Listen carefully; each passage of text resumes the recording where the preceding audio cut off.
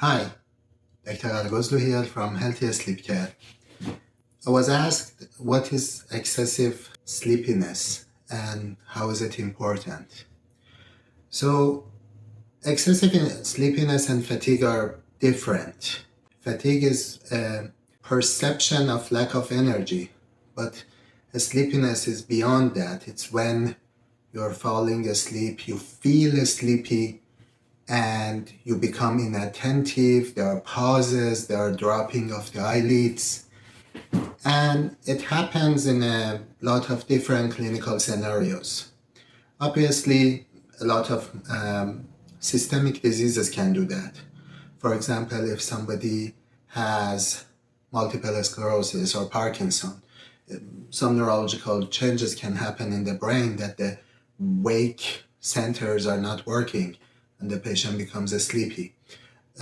If somebody doesn't sleep enough, for example, because of a poor job schedule or because of poor time management or because of binging on Netflix, they can become excessively sleepy because they have a lot of sleep debt.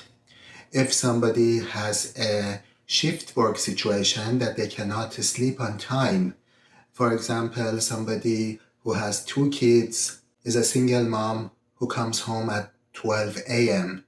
from the work but has to bring the kids to the school at 6 a.m., may eventually develop a sleepiness. This is a combination of a shift issue and an environmental issue.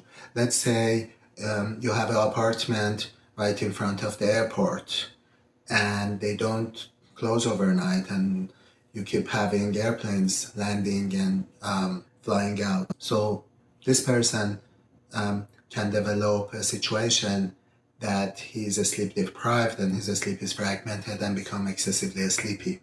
Of intrinsic sleep issues, we know a sleep disordered breathing, like a sleep apnea. If you keep a stop breathing in the middle of the night, your brain has to control and fix the situation and put off the alarm, wake up and take care of the situation, and again falls asleep. And again, this happens multiple times an hour. So these people become excessively sleepy.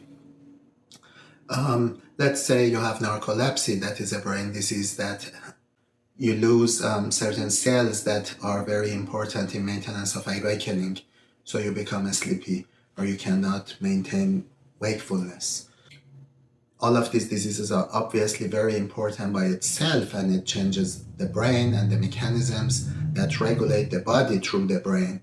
That is very important. But the sleepiness itself has its own toll on the society and on your body. Sleepy people tend to have more accidents.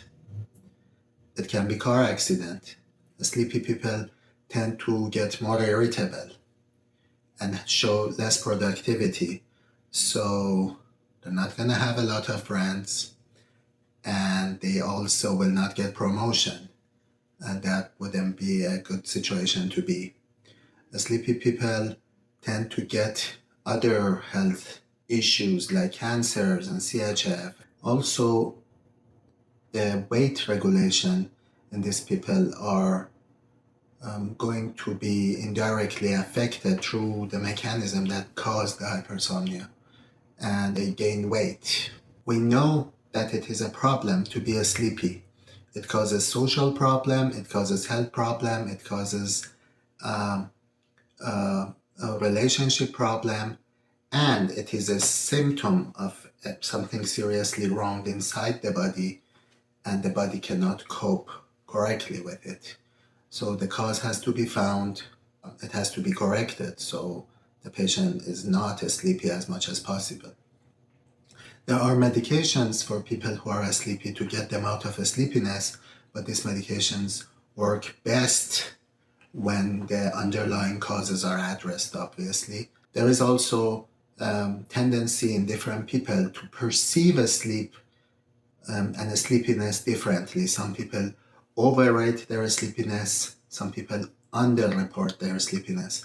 So we have developed some objective tools to assess sleepiness, like questionnaires, like protocols through the sleep lab, and the sleep doctor for sure listens to the patient, but also looks at the objective data that assess their sleepiness to see how much sleepiness we are dealing with, to schedule and create a treatment plan for the patient. Sleep timing has to be addressed. Sufficient sleep is very important to be maintained. Sleep apnea, sleep disordered breathing has to be addressed. If the patient has intrinsic neurological issues that is causing sleepiness, those can be or should be addressed as much as it's possible. Teamwork and multidisciplinary planning of the care is very important, involving the patient himself or herself.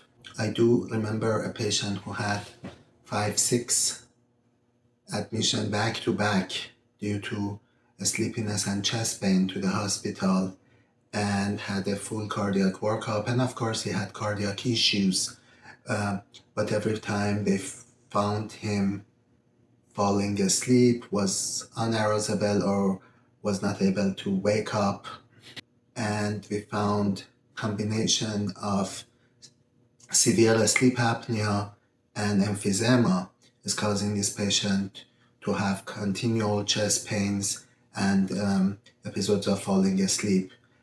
With placement on BiPAP, he actually needed BiPAP, not CPAP. He got corrected. There was a day that he had appointment and he was not there, but his wife, his sister, and his mother came and brought some gift for me. And they said, we want to appreciate the diagnosis.